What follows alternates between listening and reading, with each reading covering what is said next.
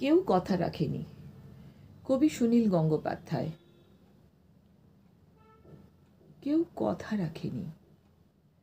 ৩৩ বছর কাটল, কেউ কথা রাখেনি। ছেলেবেলা এক বষ্টুমি তার আগমনী গান হঠাৎ থামিয়ে বলেছিল, শুক্লা দ্বাদশীর দিন অন্তরাটুকু শুনিয়ে যাবে। তারপর কত চন্দ্রভুক অমাবস্যা চলে গেল, কিন্তু সেই বষ্টুমি আর এলো না। ২৫ বছর প্রতীক্ষায় আছি। মামাবাড়ির মাঝি নাদের আলী বলেছিল, বড় হ দাদা ঠাকুর, তোমাকে আমি ৩ প্রহরের বিল দেখাতে নিয়ে যাব। সেখানে পদ্মফুলের মাথায় সাপ আর ভ্রমর খেলা করে। নাদের আলী, আমি আর কত বড় হব?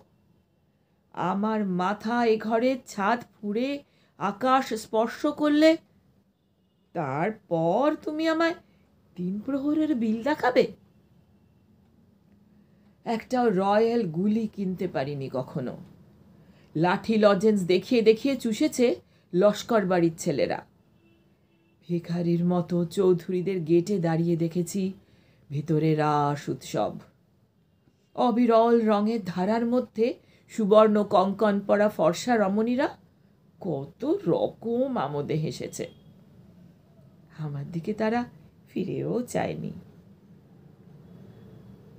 বাবা আমার কাজ স্পর্শ করে বলেছিলেন, দেখিস একদিন আমরাও।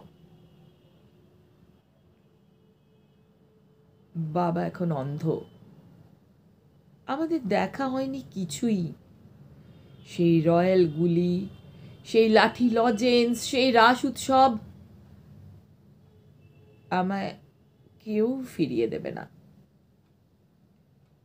বুকের ভেতরে সুগন্ধি রুমাল রেখে বরুণা বলেছিল, যেদিন আমায় সত্যিকারের ভালোবাসবে সেদিন আমার বুকেও এরকম আতরের গন্ধ হবে।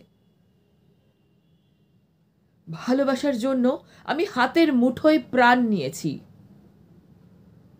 দুরন্ত ষাঁড়ের চোখে বেঁধেছি লাল কাপড়। বিশ্ব সংসার তন্ন তন্ন করে খুঁজে এনেছি ১০৮টা নীল পদ্ম। তবু কথা রাখেনি বরুণা।